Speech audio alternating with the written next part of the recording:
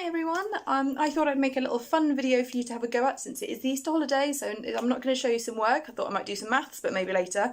I'm going to teach you guys, hopefully, how to juggle. Now, I'm going to teach you from the basics. We're going to hopefully end up with the skills to make us a three balls, and some of you might be thinking, oh, I don't have any juggling balls at home. That's fine. I know it's quite hard to get to the shops at the moment. So what I've got is a clever way of making your own juggling balls using some socks. I've got two all ready to go here from my fancy socks, and then I've got another pair of socks ready to make into a juggling ball. This also, parents will be pleased because it will help with the laundry as well. So you need a pair of clean socks. Well, they don't have to be clean, but clean is probably better. A pair of clean socks and just kind of straightened, flying together, and then you just roll from the toes. If you just roll those socks up all the way to the hole where you put your feet into, and then you take the sock on the end and you just push that around the outside of the sock ball, and there you have one homemade juggling ball. And then you can use these, hopefully, to juggle. Okay, so I'm going to show you how to do that. I'm going to use my proper juggling balls just to make it a little bit easier for me. So these very, very old juggling balls, and I learnt probably when I was about 10 or 11 years old to juggle. And I really enjoy it. I find it very good for relieving stress and very good for just to keep your brain active, actually, because you have to do a lot of thinking and concentrating while you're juggling. So I used to use it when I was at school in between when I was revising, to kind of just have a brain break as well. And quite good, surprisingly, to do inside, especially if you're using nice soft socks, and probably not a tennis ball or something like that, but socks, definitely the way to go. So I'm going to teach you how to get into the three juggling. We're going to start just with one ball though, and what I want you to imagine in front of you is that you've got a kind of rectangle or square shape. So when you throw the ball from one hand, you're going to throw it to that opposite corner of your kind of square that's in front of you. So this ball from this hand is going to throw up over there and land in my other hand. Are you ready? It's going to go up like that. Simple, right?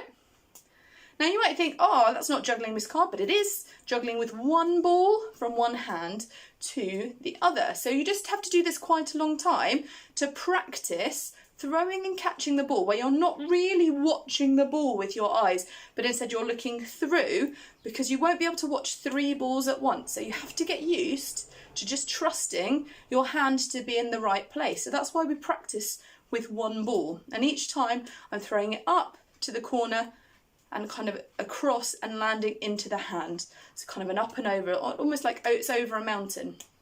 Okay, now we've got that one ball down. Once you've done a lot of practice and you're feeling confident, ball number 2 time. So it's the same thing again, but this time one ball's going to go up that way and the other ball is going to go up that way, and they'll land down, but not together.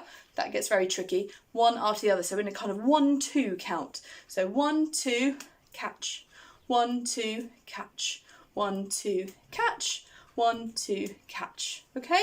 And once you've kind of got into the rhythm of that, you can keep it going as a bit more of a continual. As soon as it hits one hand, you can throw it back again. So 1, 2, 1, 2. And each time the balls are going to the opposite side like this. Hopefully you can see that my hands are watching the ball. And I tend to, when I'm watching it, I don't look down here at my hands. I'm looking at the top of where the balls are going each time. My hands kind of trust that they're going to be in the right place, but I have been doing this for a few years, so this will take some practice, and you just kind of have a go like that. You can see there is a beat that is missing though, so I'm going to bring in ball number 3, which will be quite good, so if I don't drop them all first. So 3 balls now. It's the same thing. I've got my kind of square with corners in the side there, ready, and I'm going to be throwing it to the opposite corners, and it's going to be on a 1, 2, 3. Now with 3 balls, there is no pause. It's just 1, 2, 3, 1, 2, 3, and it keeps going. So when you're doing this, it's just going to be 1, 2, 3. You ready? 1, 2, 3. 1, 2, 3. 1, 2, 3.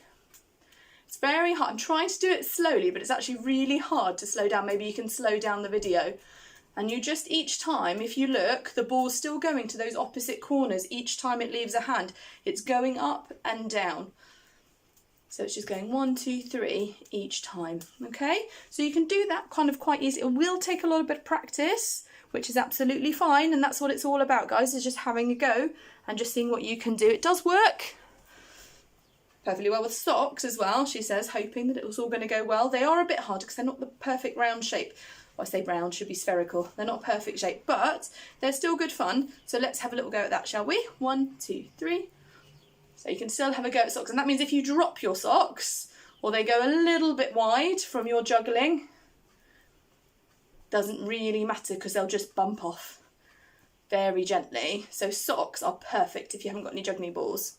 Once you've had a go at that and you're feeling more confident with your juggling, you can try a few tricks, and I might post some more videos of how to do some of those tricks as well. But there's lots of different things. One of the first ones I learned was just one of the balls coming out and going over the top. So 1, 2, 3, and then it goes over the top. So there's quite a few little tricks that you can practice. Try and throw 2 up at the same time. And the old ball on a string.